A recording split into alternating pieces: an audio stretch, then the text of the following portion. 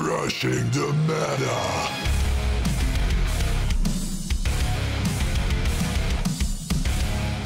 A big welcome to our channel. We are Team Crushing the Meta, and today I'm here for you guys to talk about the new Rising Nova deck. Or yeah, actually it's not more Rising Nova deck, it's more of a Giant Star deck. But yeah, this is the deck list that I'm playing right now. If you haven't seen this on our Facebook page, then you could always go and watch that. I have the replacements right here that you could do. So let's take a fast look at the choices that I've made. As you can see, I play a lot of one-offs. And you could make them 2-offs by taking more tigers out. And yeah, you could play one more Hellord 8. I'm thinking about playing 2 because I see myself having a lot of defensive cards in my hand, and till now nobody did survive my Hellord 8 turn, but it is possible, and I don't really find myself needing the 2 Agrius, the other 2 Agrius, so I think 2 are enough. So I could put one more Hellord 8 and one more G-Guardian or something else in this deck. But yeah, I really like the new Gus, but maybe I will put him at 1 to put one more Elemental G-Guardian, because I really want to play the tier, and I want to make the tier as effective as I can to give me at least 3 Counterblasts back. So yeah, let's go to the match that I have right here for you guys. So I'm doing the one against Overlords. So this is another one. Let's do speed 3. And this is a different one than the one I showed you before. As you can see from my hand, I put the Axe Diver back and the Fake Bomber because I really see myself riding the Fake Bomber a lot. And the Fake Bomber is very, very, very important against Overlords, which I will show you why. This is a very good matchup for me, as I said, to test, and he really didn't want to talk. So I ride the Fake Bomber as always. I don't know the reason why I always ride the Fake Bomber. I find him very nice art, but really, it's just crazy. And if you can see from my hand right here, I have the 1 Giant Star, I have the Deadly Mason, and a Jelly Beans to work with, which is very nice. Having a Perfect Guard in hand is always nice, but the draw trigger doesn't really matter. But I will ride into my Mason, and that would mean that I could not really use his skill, not against Overlords, because you really don't want to call anything. He attacked into me, got a draw trigger, was nice, and from here I lost one of my heals. This is really bad. By losing one of your heals into the damage zone, you could not go GB8 first turn, so that's why I stayed on the Great One. But at the same time, you really don't want to lose another one, because by losing another one, you could always, or you could not even go Hellord 8 second stride. And against Overlord, Dirty Piccolo does like nothing, because they could defeat Flare, retire your Piccolo, and then your defeat Flare, or your Piccolo will be not useless, but he will be way less effective. So I searched the 2 heal triggers with the Jelly Beans and with my starter, and also you will never leave a starter for a long time against Kagero. When you have the Counterblast, you will, as fast as you can, use your Mega Trainer to get him out of the field, because you really don't want him being retired by the Gatling Claw. Attack into his Vanguard, he no guarded, and I got a Rising Nova, which is very nice because I didn't have something to stride with. But yeah, I'm not afraid because I play 4 Jelly Beans and 3 Stride Folders. From here, he search up the new Great One that's easy to stride with the Conroe. I really thought that the whole strategy or the playstyle that he used was a bit wrong, because he should never ride into the Conroe. He should have ridden into his Bellog, and from there he could have used his Conroe to discard the Gatling Claw and get one more grade 3, and always sit ride using your grade 3s, because you want to make your defeat Flare active. So from here he didn't wanted to do that, so he got the new grade 1, which is very nice because it's not GB restricted, so you could use him to stride with as first stride. Attacked into me, I got the draw trigger, so now we are even. He got 1 draw and I got 1 draw. I ride into my Mason. which doesn't do a lot, and I called the draw trigger right here. The reason why I called the draw trigger is I wanted to put pressure on him by the Mason having the hit effect, but I really didn't want to use the Mason hit effect. So from here he no guarded, and I got another giant star, which is actually really bad. Getting the giant star is really bad. The giant star is very important to play against Kagura. Why? Because by putting the giant star out there, you could call the fake bomber, and even when they retire your giant star by the skill of their denial griffin, you could still use your fake bomber to call something else to the other row. So by having this much giant stars in my hand, that would leave me with only one giant star in my deck to work with, and I really didn't want that. So I had to put the giant stars back to my deck. He ride into his destiny, and he really didn't use his skill. He used Cutling Claw to retire my Great Zero, which I really didn't understand, but well, why not? And from here he put the stride folder on the field because otherwise he will not be able to stride, and 18 to my Vanguard, no guard, got another Cutling Claw, so he got 2 draw triggers, and I also got 2 draw triggers, so now we're even. And this is crazy. If you look at my hand, I have 1, 2, 3, 4, 5, 6, 7, 8, 9, 10, 11. I have 11 cards in my hand before striding, and that's really insane. I don't really have anything on the field, but why would I? I do not use the skill of Giant Star. Why would I? I have an okay hand to fill up my field. And the Lyre Lips will of course go to the back row to be able to boost. And from here, this will be very strange. Most of you guys will call the Mayhem Tiger, but I will call the Giant Star. Why? Because I want to put the Giant Star back to my deck. So I call the Giant Star, and I'm really not afraid to not be able to stride because I have his skill to draw me a card, I have Lyre Lip skill to draw me a card, I could get draw triggers, and also I play 3 stride folders, 1 more Giant Star in my deck, and 4 Jelly Beans. So I really wanted to make this column also, the 15k column, to attack into his Nahalem, because from his drive check, this is the only card that I saw that could attack. And that's why I wanted to kill his attackers, because I already have 4 damage, and I really don't want him to put strong rare guards out there, so I had to keep G guards in my hand. I just wanted to go Hellard 8.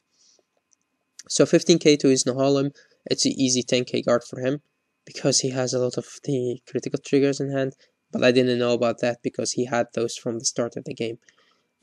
So I thought, well, another 10k? Okay, so you really have a bad hand and don't have any attackers. From here, I used the skill of Lyre Lips to draw another Lyre Lips, why not? And I used the skill of Agrius to draw 1 more, which was a PG, that's nice. Because it's always risky when you used all of your G-Guardians at 1 attack and they get multiple criticals and have strong rare guards like Nahalem. So it's nice to have G-Guardians. I decided to attack into his Nahalem, and right there I will force him to use a G-Guardian or a Perfect Guard if he wanted to keep it. But he didn't want to keep it, so... And that's the nice thing about Agrius. Agrius' skill set, when this unit attacks, it's not attacking a Vanguard, it's when this unit attacks. And this is something that is very, very, very important about Agrius. Of course, he draws you the card. So I got a draw trigger and a tier and a stride folder, or a draw trigger, a Jelly Beans, and a stride folder. And of course, you will use the skill of Giant Star to draw 1 more.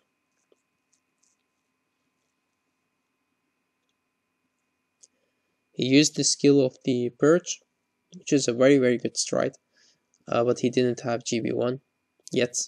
So that's why I thought that he could have used a G-Guardian to be able to use the Generation Breaks 3 of the Perch, and in that case he would have 5 drive checks. But he didn't want to do that, but I was thinking that he would do that. So he attacked only with his Vanguard, and from there, of course, I will G-Guard 3 times. The last G-Guardian that I will be using is the Gus. First, bind to get the counter charge, and then I will put the Giant Star to my deck, a Heal Trigger, and a Frog Raider. So 3 cards that are very important. Heal Trigger, because it's a trigger, why not? I could also put a Draw Trigger, but I want the Heal Trigger in my deck, in case that I could not survive. But as I said, I could also put a Draw Trigger. And also the Giant Star, because, as I said, very important against Kagero, and the Frog Raider, because they could always retire the Frog Raider. And this is, of course, a no pass. So he got a Draw Trigger and a Critical Trigger. But yeah, he has a very strong defensive hand. He got 2 Heal Triggers in hand. I only knew about 1. And he got 3 Perfect Guards to work with. I got Overlord 8, of course. And from here, I could have used the skill of Tear to get the last counter charge, but I don't know why I didn't use it. I should have used it. And this is the G-Guardian I talked about, the extra G-Guardian to replace the Gus. So the G-Guardians that I'm playing in this deck are 3 Linus, 1 Gus, 1 of the Drop and Draw, 1 of him, the new guy. He is alright. I mean, the nice thing about him is he discards a card from hand, which is something that I really like. Sometimes you wanted to discard him to give more power to the Frog Raider in the other turn. So it could work. You could always put him into the Soul and Soul Blast him with Cheetah or with Axe Diver. But yeah, just being a Cray Elemental actually. And then of course 1 Desmiel. So from here I will put the 16k column. And right here I could not put the 16k column, so I could put the Lyre Lips on the field, but there is really no reason to draw more from Lyre Lips. And I will put the Axe Diver to use his skill to bind and call this one. So this is the misplay that I made. I could have called the Axe Diver, or called this first, then the Axe Diver, then charge both of them, then call the Tear to get the 2 counter charges back. So I could have more counter charges to work with, but I didn't do that, which was a very bad misplay from me. I thought I had 3 counter blasts to work with, so there is no reason to. So from here I attacked into his Vanguard, he no guarded, and I give the power on the skill of R8 to the Axe Diver. From here, attack for 26 to his Vanguard, and he didn't use a G-Guardian again, so I was alright. And from here I didn't see him taking the damage, so this was a bit my fault. But so I was like, I attacked you, do you want to G-Guard? Because I really assumed that he would G-Guard this attack, but he didn't. So yeah, it was alright. He will guard again, and after that he will take the guard back to his hand. I used the skill of Overlord 8 to put the Jelly Beans to my soul to call something else. He was telling me that he already took the damage, and I was thinking, oh okay, alright, yeah, because I saw him take the damage from my Vanguard attack, which was the legend. So I thought, yeah, you're right, you already take one.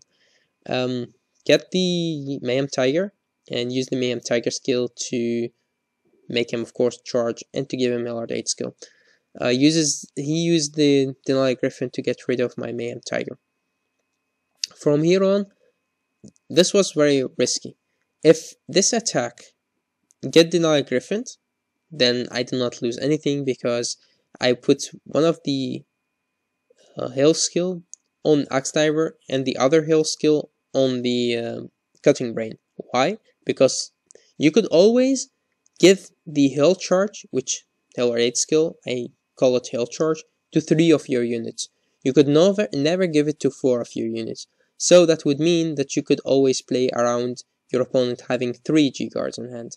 But if he has 4 G-Guards, then you could not work around that. Except one thing, which is having the Fake Bomber on the field. The charging Fake Bomber. It's the only way you could work around your opponent having 4, 5, 6, 7 G-Guards in hand. You could always work around your opponent having multiple G-Guards in hand. Is the Fake Bomber. Why? Because the Fake Bomber calls on attack. So let's say that this was a Fake Bomber, then the Fake Bomber will be able to call one of my units right here. And the unit that I call could always be a Rising Star. and the Rising Star could call another Fake Bomber. But we will see how this would work. So he decided to Perfect Guard this attack and use his Belloc to retire one of my units. But because Belloc is an auto skill, he gives an auto skill to the Vanguard, I will be able to use my units first before Belloc's skill. And Belloc will still be able to target the tier if he wanted to, which is alright for me because I will have an open Vanguard circle to work with. Right here he used the Belloc to retire the tier, of course, and I used the skill of Hellord 8 to get the Mayhem Tiger.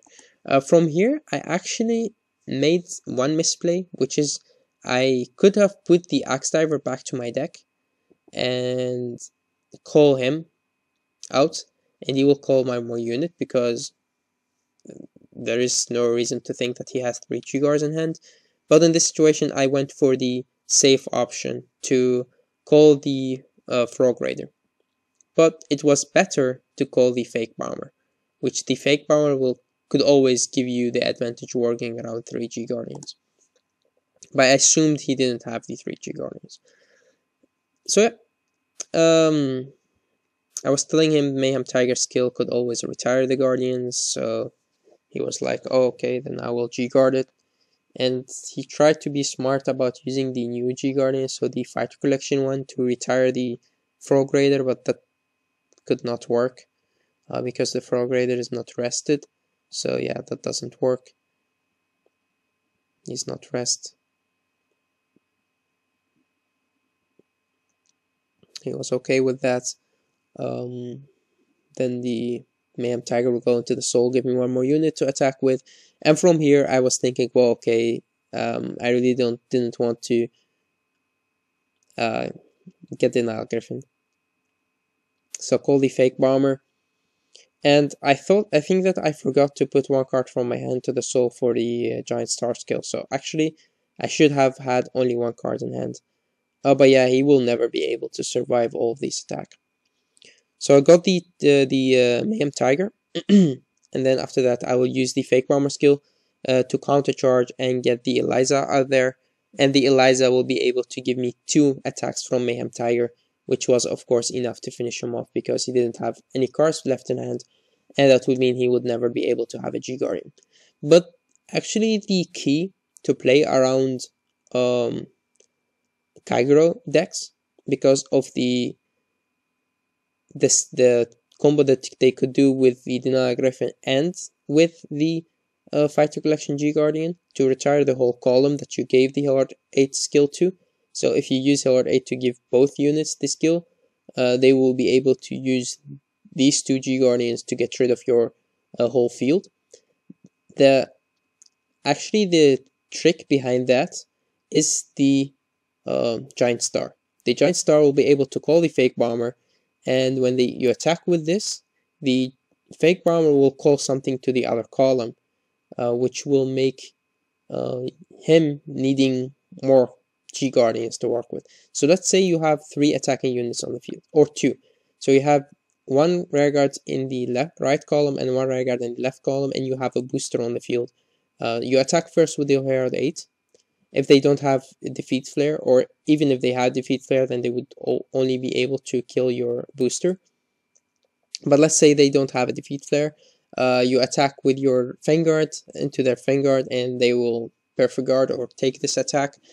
From here, you give the Hellord 8 skill to one of your units in the column that has 2 units on it. And then you attack with the Rearguard that is not boosted by anything. When you attack with a Rearguard, they will never be able to use their Defeat Flare. So this Rearguard will go into your soul, and you'll be able to call the Rising Star. The Rising Star will call the Fake Bomber from your deck. And by having a Rising Star, a Fake Bomber, and a column right here, they could never do you anything. Then you will attack with this column. They will have to use the double G-Guardian combo to get rid of the column. Otherwise, you could use any of them. Because both of them have the Hellord 8 skill, you could use any of them to call one more attacking unit, and the attacking unit could also be a Giant Star, and the Giant Star could call another Fake Bomber or another booster to the field, something that could call something else. From here, you attack with this column again, But yeah, let's say they use the double G Guardian combo to retire both units on this column. Then you still have the Giant Star right here and the Fake Bomber. The Giant Star will be boosted by the Fake Bomber, which will make Giant Star get, of course, the extra 3k. That's a 21 at 26 column because of the Fake Bomber skill. Fake Bomber will give you the attacking unit. So even if this column is no more, the Fake Bomber will give you this column again, because he will call a unit from your hand, and you could give the skill of Heller 8 to the Fake Bomber, of course, not to the Giant Star, because you want the Giant Star back to your deck. You could always give it to the Giant Star, but you could get Denial Griffin. And if you get Denial Griffin, the skill of Fake Bomber of the Heller 8 that was given to the Fake Bomber could still be activating and calling one more unit. But yeah, it's really necessary to have like a Giant Star in your hand and a Giant Star in your deck and a Fake Bomber in your hand or in your deck. In your deck is better because you could call him with the Giant Star. So yeah, that's actually it for this video. The combos that you could do on the Heller 8 turn are crazy. It's really necessary to have at least 2 Fake Bombers in this deck, because the combo that you could do with Giant Star, the Razor, and the Fake Bomber is also crazy. There is a combo that you could do with them, like a small loop, by having multiple Razors in your hand, and that's why I am thinking about cutting one of the Tigers to put one more Razor. But in the Heller 8 turn, the only thing that Razor does is actually powering up your Frog Raider, because you could attack with the Razor boosted by the Frog Raider, and from there you give the skill of the Heller 8 to the Frog Raider, so you get them 10 more power, and then the Razor will go back to the deck, activating his skill, calling another unit, and that could be a Giant Star or a Tiger. If you call with Razor a Giant Star, I will have to make another video to talk about this combo. But if you understand it this way, then it's also nice. You could call the Giant Star. The Giant Star will call the Tiger. You will charge the Tiger, and you will attack with the Tiger. The skill of Tiger, or of the Heller 8, will also go to the Frog Raider, and Tiger will go back to your deck. Attacking with the Giant Star will go into your soul with one more card from your hand, calling something else. Could be another Razor, or another Giant Star. And every Razor and every Giant Star, especially a Razor, could give 10k to your Frog Raider. And every Giant Star could loop one more Tiger. So when you attack with the Tiger last time, you didn't lose the Tiger because the Tiger went back to your deck. And the Giant Star was the one that goes into the soul. And the the Tiger was the one who gave the Frog Raider the 10k. So by looping 2 Giant Stars and 2 Razors, you will be able to give 40k to your Frog Raider. And by putting a lot of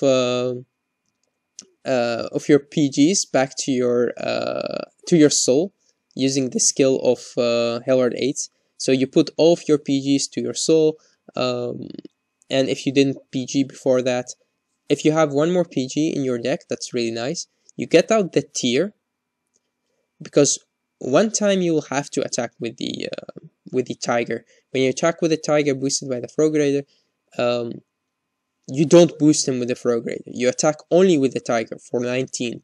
And most of the time that's enough to hit your opponent, Vanguard, and your opponent will have to use a G-Guardian or a Perfect Guard to get this attack out of the way. I'm talking about normal clans, not Kagero or Narukami, or Link Joker, that could destroy your formation.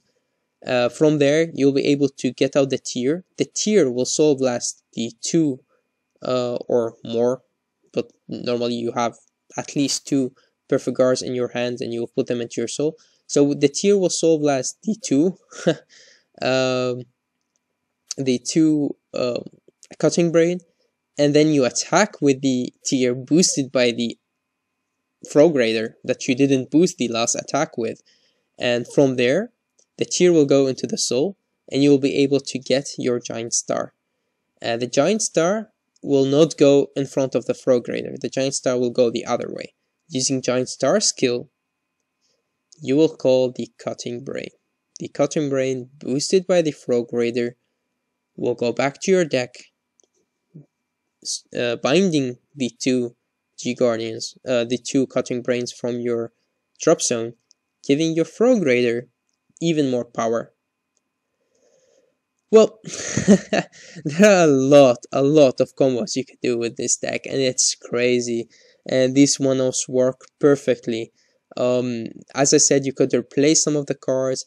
The Razor is an extra 10k, the Eliza is an extra 10k, but every Eliza and every Giant Star is one more attack with your Tiger. So by having 2 Giant Stars and 1 Eliza in your deck, you have 7 Tigers to attack with, and your opponent could never have that much G-Guardians and that much PGs in hand.